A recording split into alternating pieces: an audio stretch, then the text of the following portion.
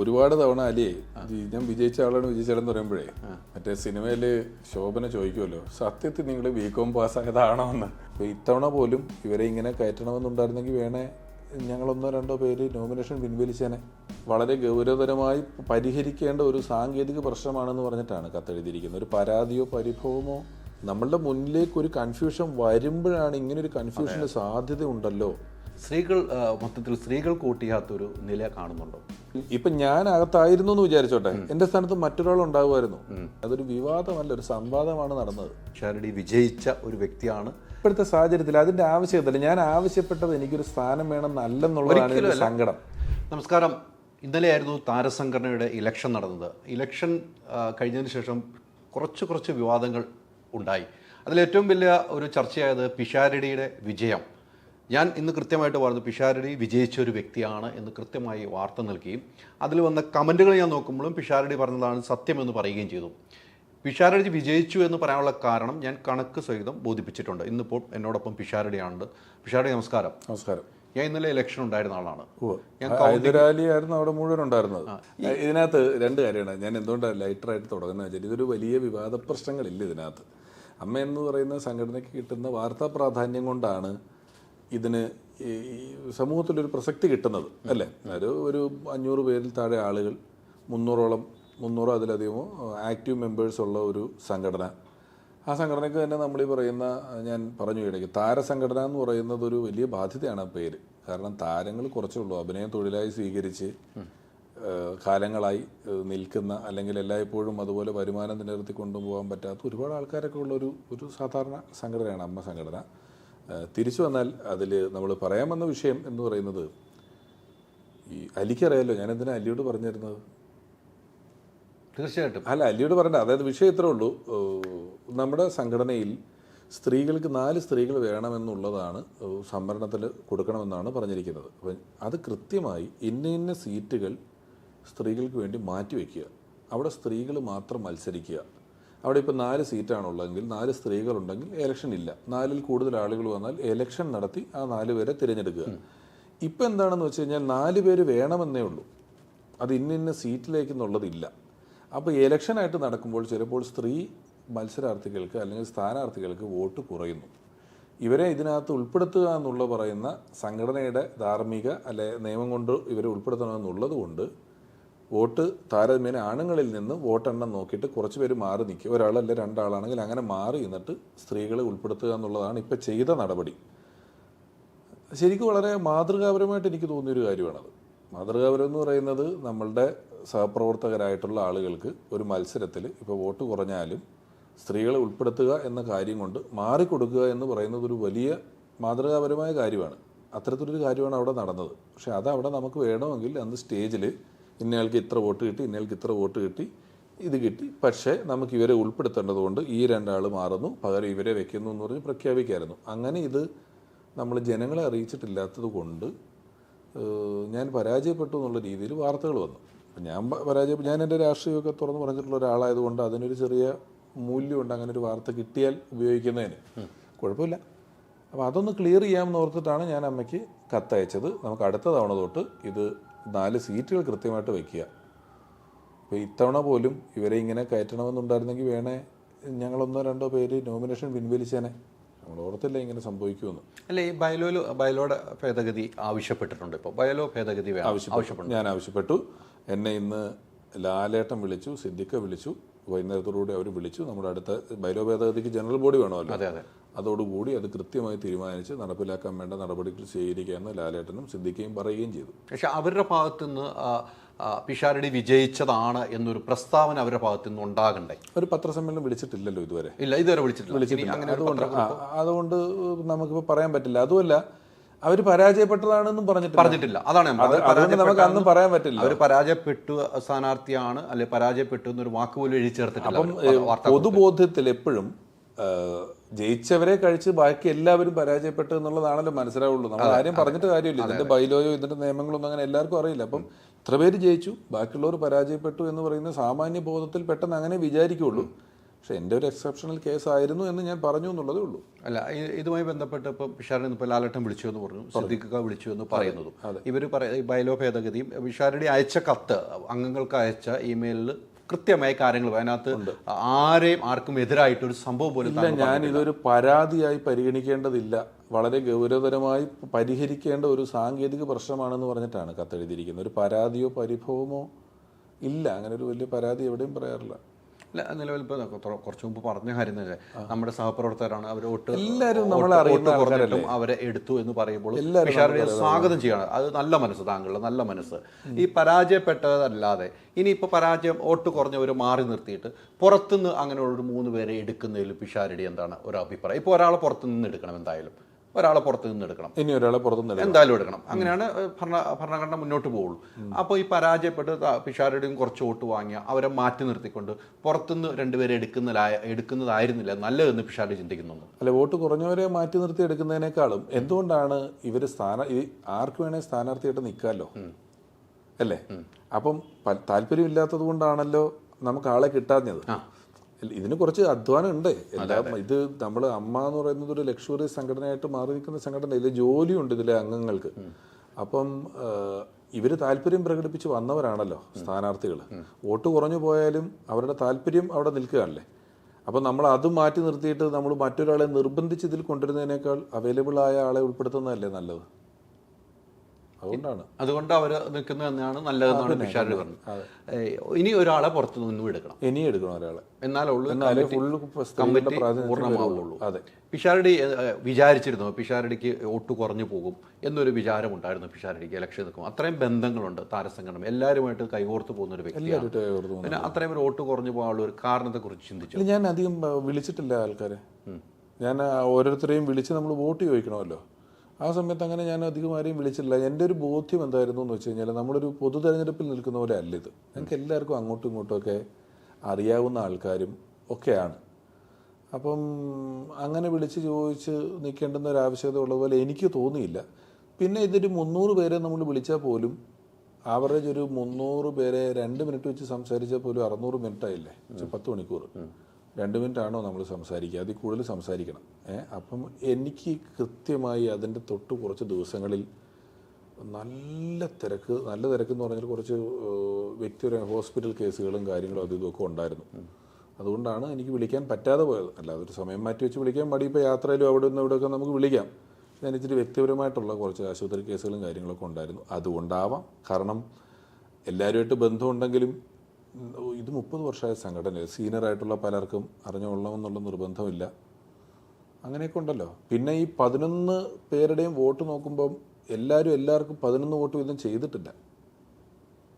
12 പേരിൽ നമുക്ക് 11 പേർക്ക് വോട്ട് ചെയ്യാം. അതിലൊരു 3 പേർക്ക് ചിലർ ചെയ്യുന്നുള്ളൂ, ചിലർ 5 പേർക്ക് ചെയ്യുന്നുള്ളൂ. അങ്ങനെയും ഉണ്ട്. അവർക്ക് ഇഷ്ടപ്പെട്ടവർക്ക് മാത്രമേ ചെയ്യുന്നുള്ളൂ.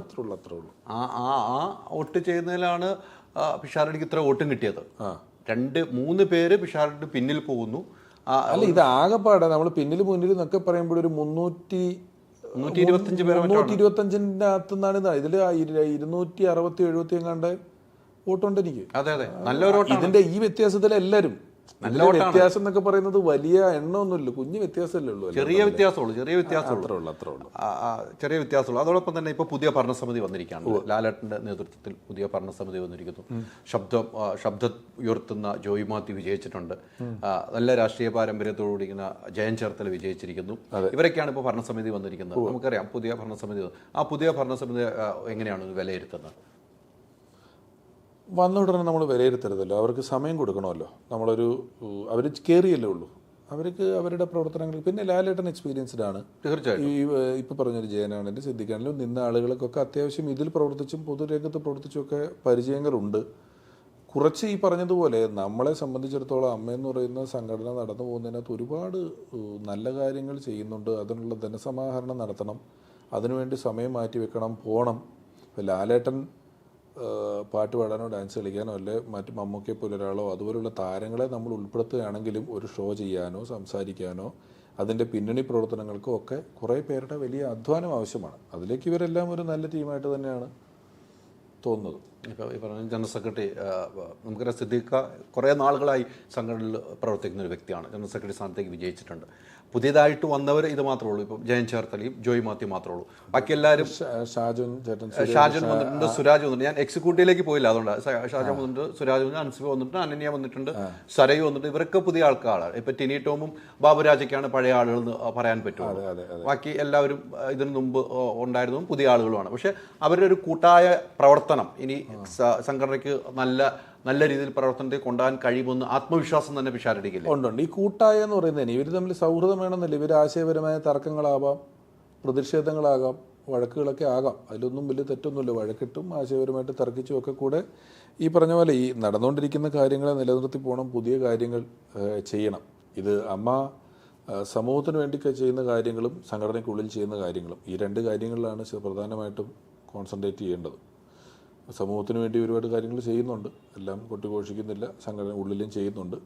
അതിൻ്റെ ഒരു ഏകോപനം എന്ന് പറയുന്ന കാര്യം ഒരു ഭംഗിയായിട്ട് ചെയ്യേണ്ടി വരും. ഇടവേളഭാവം ഇല്ല എന്നുള്ളൊരു കാര്യം നമ്മൾ ഓർമ്മപ്പെടുത്തുകയാണ്.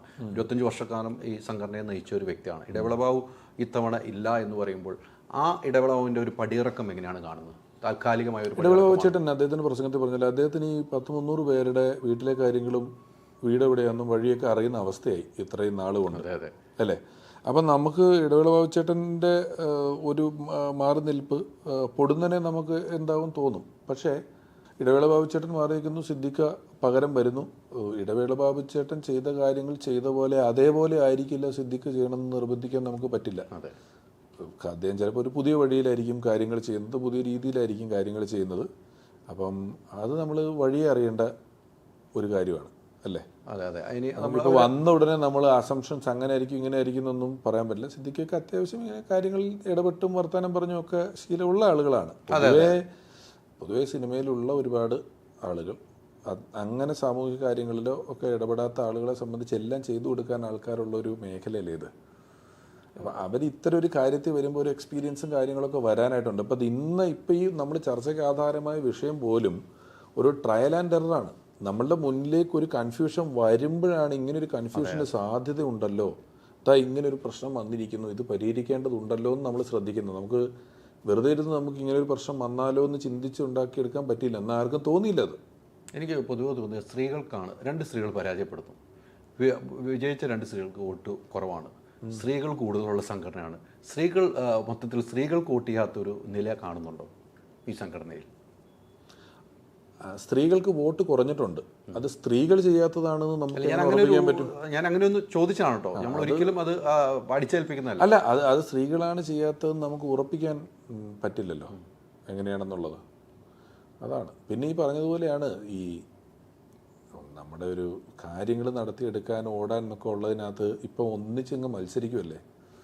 അവർ ദുർബലരായതുകൊണ്ടല്ലേ ടോട്ടൽ പാനലിൽ വരുമ്പോൾ ഇവൻ ഇന്നത് ചെയ്തു തരാൻ പറ്റും, ഇവൻ ഇന്നത് പോകാൻ പറ്റുമെന്ന് പറഞ്ഞാൽ അങ്ങനെ താരതമ്യം ചെയ്യുമ്പം ഒരു പക്ഷേ നമ്മുടെ ഒരു ക്ലറിക്കൽ സഹായങ്ങൾ അല്ലെങ്കിൽ വേറെ ഒരുപാട് കാര്യങ്ങൾ ഓടി നടക്കുന്നിടത്തായിരിക്കും അവരുടെ ശക്തി.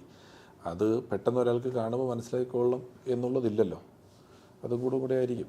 നിലവിൽ പിഷാരടി അംഗങ്ങൾക്ക് അയച്ച കത്ത്, ഭാരവാഹികൾക്ക് അയച്ച കത്ത്, അത് താങ്കൾ പരാജയപ്പെട്ടു എന്ന് വാർത്ത വന്നപ്പോൾ അതല്ല അതിന്റെ സത്യം പറയാമായിരുന്നു എന്നും മേലിൽ ഇത്തരത്തിലുള്ള ഇപ്പം ഞാൻ അകത്തായിരുന്നു എന്ന് വിചാരിച്ചോട്ടെ, എന്റെ സ്ഥാനത്ത് മറ്റൊരാൾ ഉണ്ടാകുമായിരുന്നു.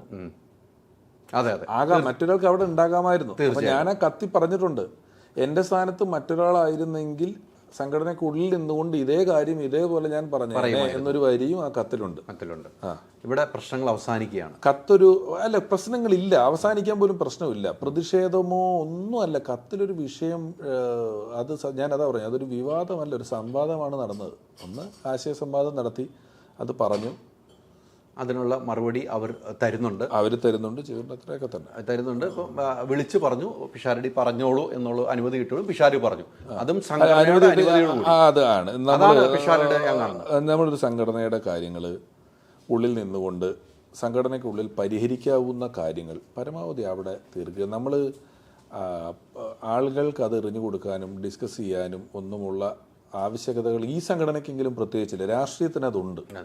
ഇതൊരു പ്രൈവറ്റ് സംഘടനയാണ്, ഒരു ഫ്ലാറ്റിൻ്റെ അസോസിയേഷൻ എന്ന് കരുതും. ആ ഫ്ലാറ്റിൽ ഉണ്ടാകുന്ന ഒരു പ്രശ്നം ആ അസോസിയേഷൻ തീർക്കുന്നതല്ലാണ്ട് ഒരു പൊതുജനങ്ങൾക്ക് അതിനകത്ത് ഇടപെട്ടൊന്നും ചെയ്യാൻ പറ്റില്ലല്ലോ. അപ്പം അതുകൊണ്ട് തന്നെ പരമാവധി പബ്ലിക് സ്റ്റേറ്റ്മെൻറ്റുകൾ എൻ്റെ ആവശ്യകതയില്ല. ഞാൻ അമ്മയ്ക്ക് അയച്ച കത്താണ്, അതാണ് പുറത്തു വന്നത്. ഞാൻ ലാലേട്ടൻ എന്നെ വിളിച്ചിരുന്നു. ഞാൻ ലാലേട്ടനോട് പറഞ്ഞു, ലാലേട്ടൻ ഞാനിത് പറയുന്നുണ്ട്, ക്ലിയർ ചെയ്യും, ഉറപ്പായിട്ടും ചെയ്തോളൂ, അത് നമുക്ക് വഴിയെ അടുത്തതിന് ചെയ്യാമെന്ന് അദ്ദേഹവും പറഞ്ഞിട്ട് ശേഷമാണ് ഞാൻ പൊതുവേദിയിൽ സംസാരിച്ചത്. എന്തായാലും പിഷാരടി, ഞാൻ വീണ്ടും പറഞ്ഞു, പിഷാരടി വിജയിച്ച ഒരു വ്യക്തിയാണ്, വിജയിച്ചെത്തിയ ആ സ്ഥാനത്തിരിക്കാൻ അർഹനായ ഒരു വ്യക്തിയാണ്. പക്ഷേ ബയലോ പ്രകാരം ഉള്ള ഒരു സാങ്കേതിക തടസ്സം മാത്രമാണ്. അതെ, അപ്പം അവിടെ ഇപ്പൊ സിദ്ദിഖ് വിളിച്ചപ്പോൾ പിഷാരോട് ഒരു കാര്യം, ഇനി പിഷാരോട് പറയാണ്, നമുക്ക് ബയലോ പെട്ടെന്ന് ഒരു ബോഡി വിളിച്ചാൽ തിരുത്താം, നമുക്ക് 12 പേരാക്കാം, പിഷാരടിക്ക് ഒരു സ്ഥാനം തന്നാൽ പിഷാരടി ഇരിക്കുമോ? ഇരിക്കുന്നതിന് ബുദ്ധിമുട്ടില്ല. പക്ഷേ ഇപ്പോഴത്തെ സാഹചര്യത്തിൽ അതിൻ്റെ ആവശ്യകതയില്ല. ഞാൻ ആവശ്യപ്പെട്ടത് എനിക്കൊരു സ്ഥാനം വേണമെന്നല്ലെന്നുള്ളതാണ് എൻ്റെ സങ്കടം. എനിക്കൊരു സ്ഥാനം വേണം, എൻ്റെ സ്ഥാനം പോയി, അങ്ങനെ അല്ല ആവശ്യം. ഇതൊന്നും ഇല്ലാതെ ഞാൻ അമ്മയിൽ മെമ്പറാകുന്നതിന് മുമ്പ് അമ്മയ്ക്ക് ഷോയിൽ സ്കിറ്റ് എഴുതി തുടങ്ങിയിട്ടുള്ള ആളാണ്.